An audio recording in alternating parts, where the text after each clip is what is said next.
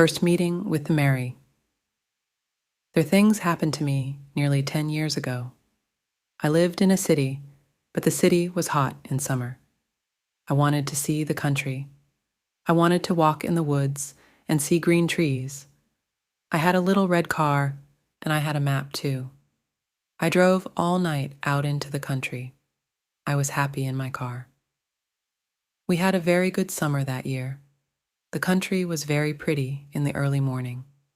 The sun was hot, and the sky was blue. I heard the birds in the trees, and then my car stopped suddenly. What's wrong? I thought. Oh dear, I haven't got any petrol. Now I'll have to walk. I'll have to find a town and buy some petrol. But where am I? I looked at the map. I was near a town. I was lost in the country. And then I saw the girl. She walked down the road with flowers in her hand. She wore a long dress, and her hair was long too.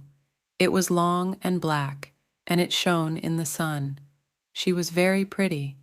I wanted to speak to her, so I got out of the car. Hello, I said. I'm lost. Where am I? I said. She looked afraid, so I spoke quietly.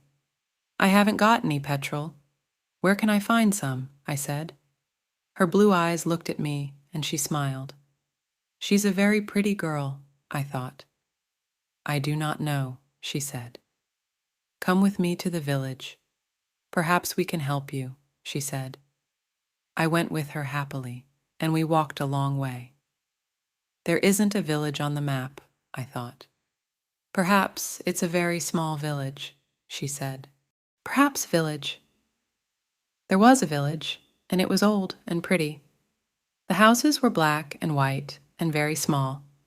There were a lot of animals. The girl stopped at a house and smiled at me. Come in, please, she said. I went in. The house was very clean, but it was strange too. There was a fire and some food above it. I felt hungry then. That's strange, I thought. They cook their food over a wood fire. Perhaps they have no money. I met her father and mother, and I liked them. They were nice people, but their clothes were strange. Sit down, said the old man. Are you thirsty after your walk? He gave me a drink, and I said, Thank you. But the drink was strange, too. It was dark brown and very strong. I didn't understand, but I was happy there.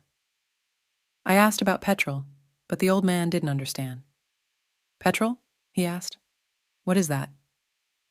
This is strange, I thought. Then I asked, Do you walk everywhere? The old man smiled. Oh no, we use horses, he said. Horses, I thought. Horses are very slow. Why don't they have cars? But I didn't say that to the old man. I felt happy there.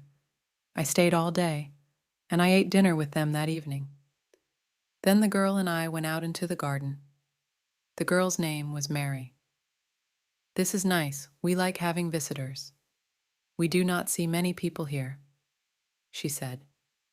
We spoke happily. She was very beautiful, but after a time, she began to talk quietly, and her face was sad. Why are you sad? I asked her. I cannot tell you. You are only a visitor here. We have to say goodbye tonight. You have to go now, she said. I didn't understand. I loved her. I knew that. And I wanted to help her. Why did I have to go? But Mary said again in a sad voice, You have to go. It is dangerous here. So I said, I'll go to the next town and find some petrol. Then I'll come back. She didn't speak. I love you, Mary, I said, and I'll come back to you. You won't stop me. She said goodbye to me at the door. Her face was very sad, and I was sad too. I didn't want to. I didn't want to go. Strange secret. It was midnight. The night was very dark, but I walked and walked. I was very tired when I saw the lights of a town. I found some petrol, and then I asked the name of the village. But the man at the garage gave me a strange look. "What village?" he asked. I told him about the village. I told him about the old houses and the people with strange clothes. Again he gave me a strange look. He thought, and then he said, "There was a village there, but it isn't there now. There are stories about it, strange stories." "What do people say about it?" I asked. He didn't want to tell me, but then he said, "There was a big fire in the village. Everybody died. There aren't any people or houses there now." "How did it happen?" I asked. "And why?" "Oliver Cromwell killed them," he said. "He was angry with the villagers because they helped the king in the war." I couldn't speak. This isn't right, I thought. That war happened 350 years ago. Then I remembered the strange clothes, the long hair, the food, the fire, and the old houses. And I remembered, too, about the horses. "But I don't understand," I cried. "I saw the people and the village. I spoke to some people there." The man looked quickly at me, and then he spoke. "There's an interesting story about the village. For one day every 10 years, it lives again, but only for one day. Then it goes away again for another 10 years. On that one day, you can find the village, but you have to leave before morning, or you will never leave." Can this be right? I thought. Perhaps it was. Mary said, "You have to go." She loved me, but she said, "We have to say goodbye." She was afraid for me. Now I understand, I thought.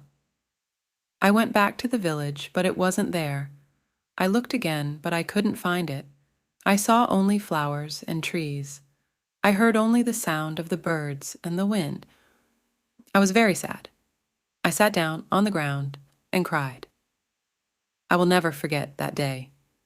I remember Mary and I will always love her. Now I only have to wait 2 months. The village will conic back again. On the right day, I will go back. I will find her again, my love with the long black hair. And this time I will not leave before morning. I will stay with her.